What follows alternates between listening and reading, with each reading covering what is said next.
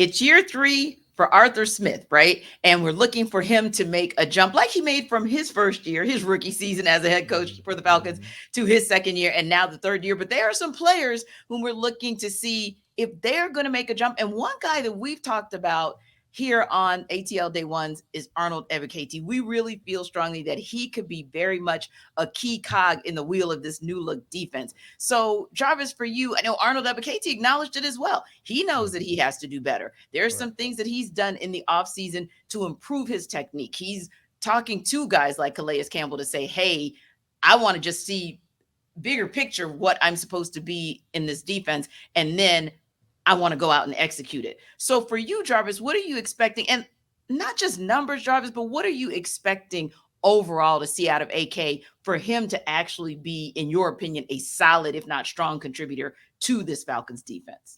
To be honest with you, I mean, first of all, I have to look towards the preparation because we really won't know for a fact until they at least put the pads on this summer, because that's when you start to see a little things like you see what the guys have implemented and see what that looks like against, real live competition. So, but I think I like the preparation though. Here's why. Because he talked about, how he's put on weight and nobody told him to, and that's a thinking man's game, because you understand like the different levels of the defense. I know that Ryan Nielsen is talking about this multiple stuff and Arthur Smith been talking about their multiple defense, but when you bring in a guy like Calais Campbell and you draft a guy in the third round by the name of Zach Harrison, look at how those guys are built. That's what they're moving towards. That's a safe assumption. So when you see those things, now he understands like, okay, if I want to be in here on third and long, we talked about on this show, like if Lorenzo Carter is on that edge and we don't see 4-7, that's a problem. So I think that, he started off by, putting on a little weight. And I got a chance to, when I was out at practice, I saw him working with that first team nickel defense.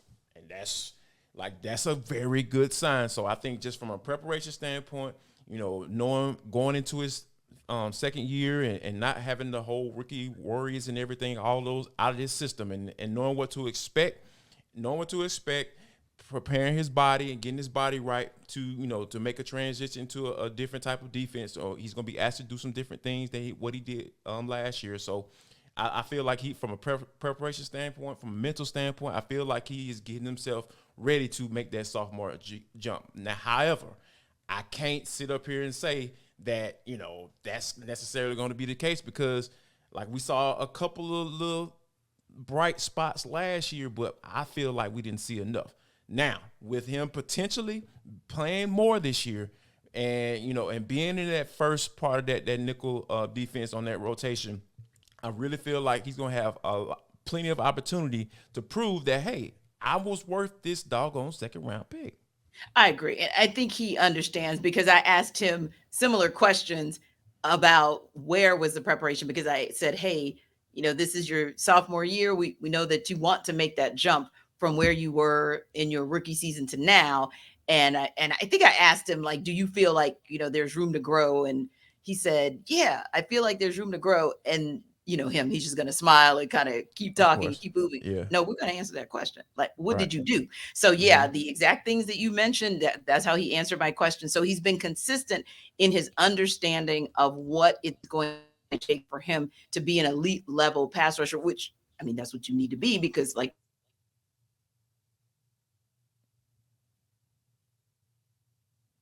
are able to move something immediately. And when I say move something, I mean a quarterback. Okay. Yeah. And so the piece for me, I think, from a sophomore jump perspective is tangible numbers, right? Because he did decently when it comes to things like QB hits, right? Mm-hmm. Not bad, but it's the actual, when he was out there, that's the challenge. So I think, like you said, competing and making it known that you deserve and have earned more opportunities, more snaps, to me, that's something. And then once you get those snaps, you absolutely have to do something with them. Now, speaking of doing something with what you have and who the personnel you have in particular, Bud Dupree talked about that with the media just yesterday, right? So it was an interesting conversation that was had by Bud Dupree. And I say interesting because when you begin to compare, then in people's minds, they start comparing and saying, okay, what's your definition of similarity, right? So Bud Dupree was talking about the fact that he feels like the D line, as currently constructed from the Falcons, meaning their first string and all the backups that they've gone out and gotten in free agency, absolutely compared to whom he's seen in the past, the likes of Javon Hargrave, the likes of Cam Hayward, as he compared Grady Jarrett and Calais Campbell, and even talked about the depth that the Falcons have. And I said, wow, he actually feels like they're in that same ilk, that same category. But that also made me think to myself, well, okay, if we're looking at the current Falcons, do you as well feel like, and again, they haven't played a game, but just based on what you see on paper and what we've seen in practices, that these guys do remind you of some of these Pro Bowlers and some of these all pros that Dupree is referencing, whom he's played with before? Um, when I started to think about, some of the names that he mentioned, he said Jeffrey Simmons. Obviously played with the Tennessee Titans. I can see some similarities just from situations standpoint, because Tennessee has kind of fluctuated between the 4-3 and the 3-4. Simmons has played defensive end. He's played D tackle as well. Grady Jarrett had to move around up and down the defensive line last year in Dean Pease's system in 2 years there. And obviously he's naturally a three technique. So we know what he brings to the table when it comes to that. And in last year, was able to get 6 sacks. You know what I'm saying? Moving up and down the defensive line. So, hey, it worked out for him. So I think that versatility there, I can see some comparisons there, not necessarily body comps, but just from a situational standpoint, I can see why he would say something like that. Then you bring in a guy like David Onyemata, who is a guy who's a run stuffer and who can push the pocket as well. And then Calais Campbell, not necessarily a sack guy, but being able to be stout against the run. I'm not surprised. I'm not going to be surprised, if he's, continues to show that this year, even in a rotational role. But when you look at overall, though, like having bodies, because we've talked about heading to the season for the past 2 years, like they need just guys who can get to the quarterback, right? So they brought in guys, veteran guys that can get to the quarterback. And Jamie and I had talked about, just from a standpoint of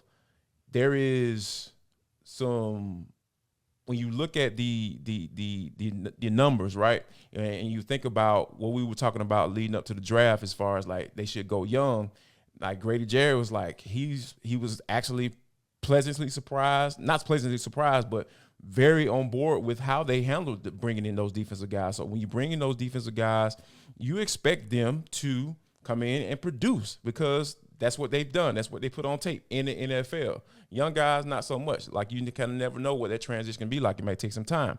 So I think that when Bud started looking around and seeing some of these veterans, and like I can kind of understand why he would make that comparison, but it's going to remain to be seen if they actually put that on paper, right? And that's mean just from a number standpoint. Those stats start coming out, and as the season goes along, we'll see if it's a direct comparison. Yeah, and I think from a veteran perspective, I could probably give him a little bit of a nod because, yeah, when you look down the numbers of Cam Hayward, Javon Hargrave, yeah, the numbers are actually pretty similar when you compare them up to, and even Jeff Simmons, when you start looking at Calais Campbell's numbers, career numbers, Grady Right. Jarrett's career numbers, David Onyemata's career numbers. Now, the rest of it to be determined. Yes. Because there's no He's on way, the because edge. he kind of alluded to the secondary as well. And I'm like, okay, AJ Terrell, help me to see anybody else. Because, I mean, and again, I'm talking about the DBs as a whole, right? Right. As a I'm whole. like, there's Minka Fitzpatrick, obviously. He's the example, and, kind of drawing a blank now. But I was thinking to myself, like, no, I don't really see a Joey Porter Jr. as far as like a rookie who can come in and just be that guy. Of course, he never saw Joey Porter Jr. But I'm just thinking from that perspective of like, okay, your young core, right? Of what he saw, say, with the Steelers, because that's who he referenced the most in his comments, but also who he may have seen with the Titans. But I'm thinking Maybe that's Kevin Beard probably went from a safety standpoint. Jesse Bates, he's made all pro teams, so yeah, I guess. But that's not youth to me, right? That's not Understood. youth. So, So when he that's where I think the distinction will be made in his comments, because he also talked about the youth as a whole for the Falcons being similar to what he's seen with those other two teams. And I can't say that I feel like this core has shown us that quite yet. Will they show us? Hopefully, because that's what we just talked about when we talked about AK, right? So you hope that. And when Richie Grant is coming back healthy, and you hope that you see what you saw in Michael Walker at the beginning of the season. So yeah, you could kind of go down the line of maybe how that comment could be accurate at the end of the season, but I'm just going to put a TBD and an incomplete on it up until then. But what do you guys think when you look at the core everydayers and you see what the Falcons are as it stands on paper, and maybe what Bud Dupree has seen in his experience? Do you feel like there's comparability, especially as it relates to your veteran core and or your youth core? Let us know. Put it in the comments, and we will always comment back, especially if you guys give us some good thoughts. We appreciate you for that. We appreciate you for continuing to rock with us. Definitely check us out on YouTube. Let a friend know too, because hey, we got some great information in there for you guys about some other things that Jarvis and I are doing as well. So don't, of course, forget to another beautiful day in Atlanta. You should probably download this podcast wherever you download the rest of your podcasts so you can check us out on your ride in and through the A.